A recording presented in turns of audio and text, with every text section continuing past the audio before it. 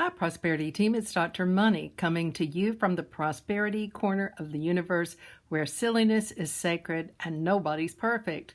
I am your POP, your Professor of Prosperity, and I'm here so that all of our lives can pop with prosperity. The mind is a powerful thing. We all know that. But I love to hear stories of the power of the mind. This story comes from Dr. Maxwell Maltz's banner book called Psycho-Cybernetics. And he tells a story about a young man who came in for a lip reduction. Dr. Maltz was a plastic surgeon. And this man was from the islands, and the woman he was dating did not want to marry him because she said his bottom lip was too big. So he decided he would get a lip reduction because he was deeply in love with her. So Dr. Maltz says, I will give you a lip reduction, and I'll even give it to you at a very good price.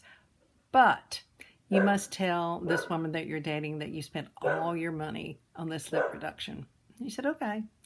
So he got the lip reduction, and he went and he told his girlfriend that he had had his lip reduced, but that he had spent all of his money on that. And she goes, you fool, you're so crazy. I won't marry you, not with any money. Were you crazy? The only reason I really went out with you was because of all the things you could buy and all the things we could do. So he's very dejected. She said, not only that, she said, I'm going to get you. I'm going to put a curse on you. So they were from the islands, and they believed in voodoos and curses. And he came back into the doctor's office, and the doctor was he was amazed because this man who had been such a young and vibrant, strong man looked 20 years older. His skin was dull. He looked terrible. And he said, the woman that I was dating put a curse on me, and I went to a voodoo person, and they told me that there's a bead, a little bug right in my lip that they put in there, and that's the cause of the problem. And he said I was going to die. And Dr. Maltz said, oh, that's not a problem at all. He said, I can fix it. I can take that right out. So it was scar tissue. So Dr. Maltz took it out and sewed him back up. And a few months later, he gets a letter from this young man that says that he's married, that he had gone back to the islands.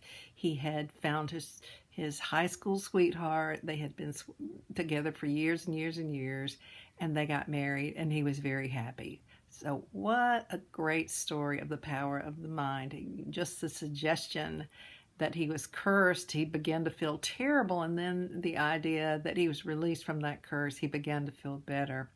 Suppose what would a reverse curse be? It would be a blessing. So suppose we thought that we had a supreme blessing befall us, that something blessed us with a supreme, incredible blessing, and that blessing covered every part of our lives, our finances, our health, everything that happened in our daily lives, that we were in, everything was in perfect order and perfect timing, the perfect place, at perfect space. We met the perfect people, that we had this essential, amazing, miraculous prosperity blessing.